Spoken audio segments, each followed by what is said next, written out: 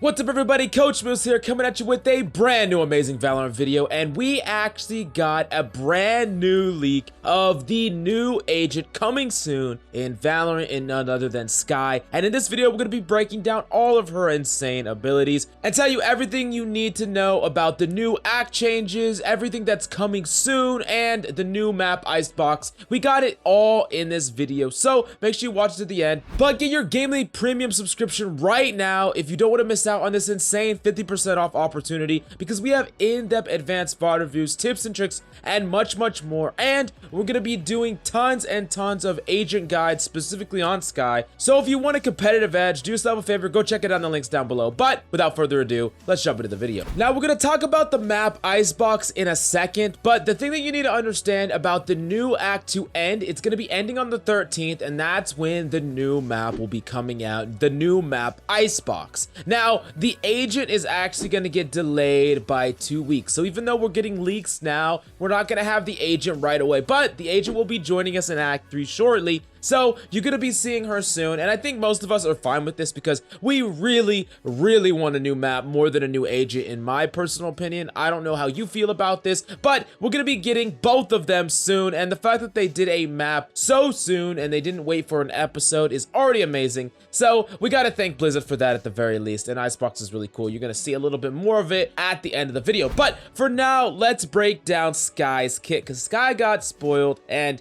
she is really insane. She's an infiltrator, and let's start by breaking down each of her abilities one at a time. We're going to talk about each of her abilities, and then we're going to surmise how strong or weak she is as a whole. Now, the first ability that we got is Guide Light. Now, Guide Light is 100 credits, and it's actually a throwable flash, but it's a little bit interesting because, get this, it's something that you throw out that flies as a bird, and when you detonate it or activate it again, it will detonate into a flash wherever it flies, and it will keep flying in a straight line. So hypothetically, you could flash people that are incredibly far, but of course they're going to be able to see it coming, and we don't quite know whether or not this is destroyable, but most likely this will be destroyable in the same way that a rain of flash is. Now, we're going to talk about the power level of this ability in a second, but first off, we got to say it has 3 damn charges. Just like Breach's flash, we have another character that has 3 flashes in her kit. Now, this is an interesting one because it has power level in some ways,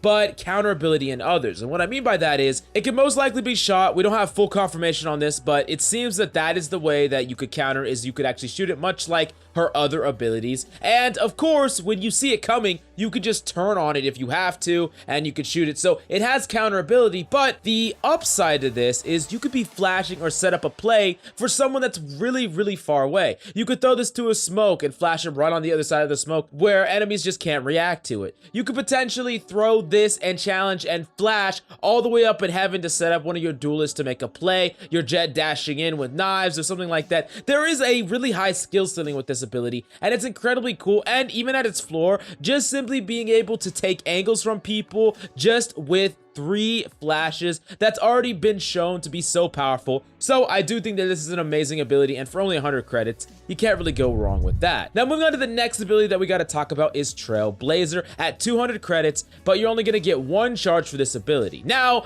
the best way that I could describe this ability is like an RCXD. I don't know if any of y'all played Black Ops back in the day, but this is basically what that is. Now, to describe it for you, you basically go and control something that runs on the ground. It's going to be an animal because that's Skye's theme, but you get to move as the animal and you get to navigate, but you're standing stationary as if you're controlling it just like a recon drone like Sova would, and you go and attack, and you can lunge forward at enemies, and if you're nearby you will concuss them, and if you hit them directly you'll do some number of damage that we don't quite know of yet. Now, this ability kind of combines a boombot with a Sova drone, and it is actually amazing. This ability is so damn powerful because think about it. You can get information, you could set up a concussion play for your team because you can like throw this or like drive this up heaven and challenge someone, and if they get concussed, your teammates can swing on them and basically get to kill them for free. You're gonna be able to check for some information rotations. I mean, it just has a lot of versatility, and of course you could finish off a low target. It is one of those abilities that just has so much potential to get value, and the fact that it can get info, do damage, set up plays. I mean, this is an insanely powerful ability, maybe in the running for one of the most powerful single abilities in the game,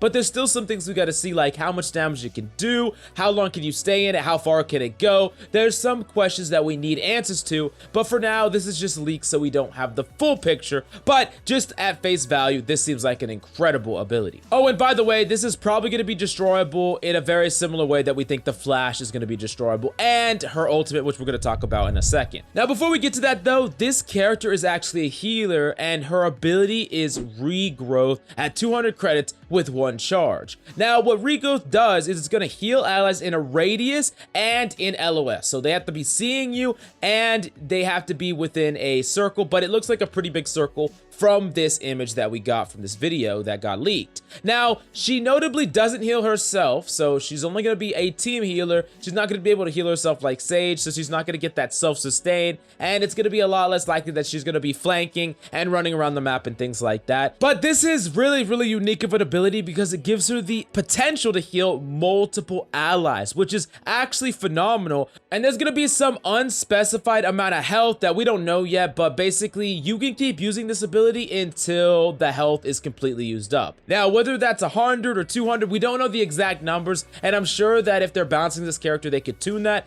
but depending on how big that number is, this ability could be actually just nuts. I mean, imagine if a whole bunch of people are low and you had like 150 HP to just distribute between them and top people up. That is really, really powerful in its own right, and I do think that having more healers in the game is probably going to make the game more balanced, and they can maybe buff Sage a little bit to compete with this new healer. Now, moving on to Skye's last ability, we gotta talk about Seekers, and it's gonna take 6 ult points to get, and Seekers is gonna look incredibly familiar to you because what it does is it releases 3 animals that track down the closest enemies, and it's gonna near sight them. If that sounds familiar, it's because it is. It was the orb that you could grab in Spike Rush. Turns out it was a leak all along. No one knew, but that's what it was. And this is incredibly powerful. If you ever played the Spike Rush game mode and seen it, what it does is it will lock on to whoever's the closest and instantly find them, and they can destroy these wolves. But because they have to destroy 3, it is incredibly difficult, especially if they don't have focus fire. So this is an ability that could be great, especially when numbers are low. Now, if you just throw it out when the enemy team is playing default, like you're on defense, they're playing default on attack,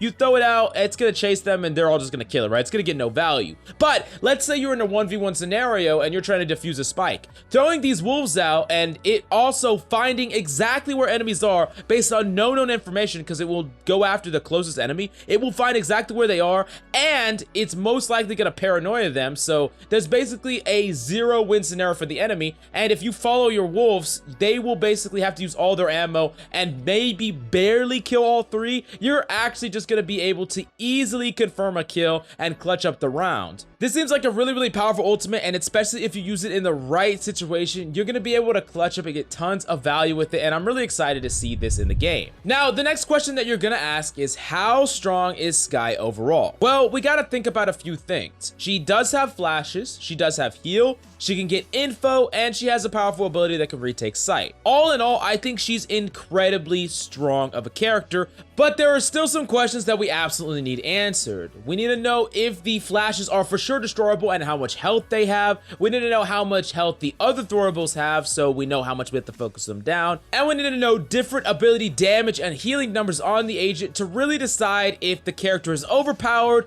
or not, because something that's really interesting about this agent is because of all of her utility being destroyable, there is a fair bit of counterplay. There's counterplay to her throwable flashes. There's counterplay to her throwable little animal that runs RCXD that runs along the ground. There's counter to her ultimate. There's counter to all these things, and I love characters that have counterplay, but with every bit of counterplay, you can still do insane things on this agent if you really think about it and you set up the proper engagements. And because of that, I'm I'm incredibly excited for this agent, way more excited than I was for Killjoy. Skye seems like an agent that has a decent amount of counterplay, a huge amount of carry ability if you learn to master her. She seems pretty applicable for pro play without being overpowered, and a lot of her ability doesn't seem super annoying to deal with, like some of the Nano Swarm and Killjoy turret problems of the past. So all in all, I think that this is an amazing addition to the roster, but I definitely want to know your opinion about Skye in the comments down below. Are you hyped for her? Are you scared of her? Do you wish that something was changed? Definitely let me know what you think about this in the comments down below. Now, right now we have a 50% off sale on our GameLeap.com premium subscription, where you'll find in-depth Radiant tier VOD reviews, advanced tips and tricks, and anything you need in order to climb the ranks of Valorant. So do yourself a favor, don't miss out on this insane opportunity in the links down below. But that's all we got for you today. Thanks so much for coming by. I'm Coach Mills, and of course, until next time,